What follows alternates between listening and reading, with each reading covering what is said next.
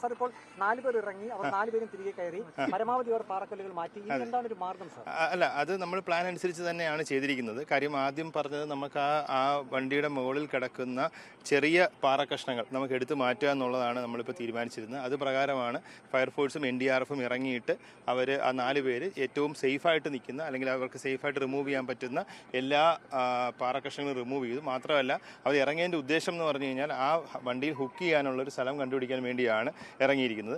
പിന്നെ ഇത് കൂടാതെ ഇപ്പം നമുക്ക് കരുനാഗപ്പള്ളി നമ്മൾ വലിയൊരു കപ്പാസിറ്റി ഉള്ളൊരു 30 ടൺ കപ്പാസിറ്റി വലിക്കാൻ പറ്റുന്നൊരു ക്രെയിൻ നമ്മൾ കൊണ്ടുവരുന്നുണ്ട്. അത് വെച്ചിട്ട് കെട്ടിവലിക്കാനാണ് നമ്മൾ നോക്കുന്നത്.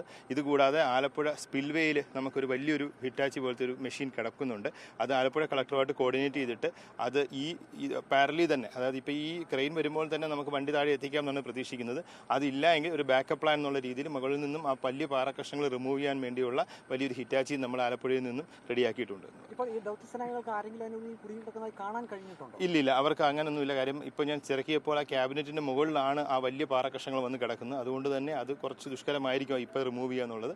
അത് ഈ വന്നിരിക്കുന്ന ഒന്നെങ്കിൽ നമ്മൾ ക്രെയിൻ വെച്ച് കെട്ടിവലിക്കുകയോ അല്ലെങ്കിൽ ഈ പറഞ്ഞ വലിയ ഹിറ്റാച്ചി ഉപയോഗിച്ച് റിമൂവ് ചെയ്താലേ നമുക്ക് അവിടെ വിസിബിൾ ആവുകയുള്ളൂ. നിലവിൽ ദൗത്യം ദുഷ്കരമല്ലേ? അല്ല, നമ്മൾ പറഞ്ഞല്ലോ, എന്ന് വെച്ച് കഴിഞ്ഞാൽ ഈ പറഞ്ഞ മാനുവലായി ചെയ്യാൻ ബുദ്ധിമുട്ടാണ് എന്ന് പറഞ്ഞു കഴിഞ്ഞാൽ. പക്ഷേ ഈ പറഞ്ഞിരിക്കുന്ന മെഷീൻസ് ഇപ്പോൾ അരമണിക്കൂറിനുള്ളിൽ അത് എത്തും. പറഞ്ഞിരിക്കുന്ന വലിയ ക്രെയിൻ എത്തും. അതിനുശേഷം നമ്മൾ ബാക്കി കണ്ടിന്യൂ ചെയ്യുന്നതായിരിക്കും. അല്ല, വലിച്ച് താഴേക്ക് ഇടാനാണ് നമ്മൾ ഉദ്ദേശിക്കുന്നത് എന്ന് പറഞ്ഞാൽ. മുകളിലേക്ക് ഉയർത്താൻ പോസിബിൾ അല്ല. കാര്യം ഇപ്പം പാറയുടെ അടക്കം ഫയർഫോഴ്സുകാർ പറഞ്ഞത് 50 ടണ്ണോളം വെയിറ്റ് അവിടെ കിടപ്പുണ്ട്. അപ്പോൾ അങ്ങനെ മുകളിലേക്ക് കെട്ടി ഉയർത്താനുള്ള കപ്പാസിറ്റി ഇല്ല. പകരം ഈ പറഞ്ഞ സൈഡിൽ നിന്നും അതിനുവേണ്ടിയാണ് അവർ ഇറങ്ങിയിരിക്കുന്നത്. അവർ ആക്ച്വലി ഞാൻ നേരത്തെ പറഞ്ഞ പോലെ അവർ ഇറങ്ങിയിരിക്കുന്നത് ബോഡി കണ്ടെത്താൻ പറ്റുമോ നോക്കാം, മാത്രമല്ല ഇത് ഹുക്ക് ചെയ്യാനുള്ളൊരു ഫെസിലിറ്റി കിട്ടുമോ നോക്കാൻ വേണ്ടിയാണ്. അതുവരെ കിട്ടിയിട്ടുണ്ട്. അതിന് ബാക്കി തുടരുന്നതായിരിക്കും.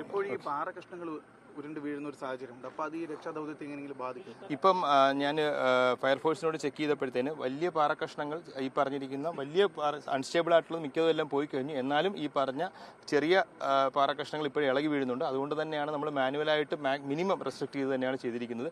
ഇനി നമ്മൾ ഈ പറഞ്ഞ മെഷീൻ ഉപയോഗിച്ച് തന്നെയാണ് ചെയ്യാൻ ഉദ്ദേശിച്ചിരിക്കുന്നത്. ഓക്കെ, ശരി, താങ്ക് യു.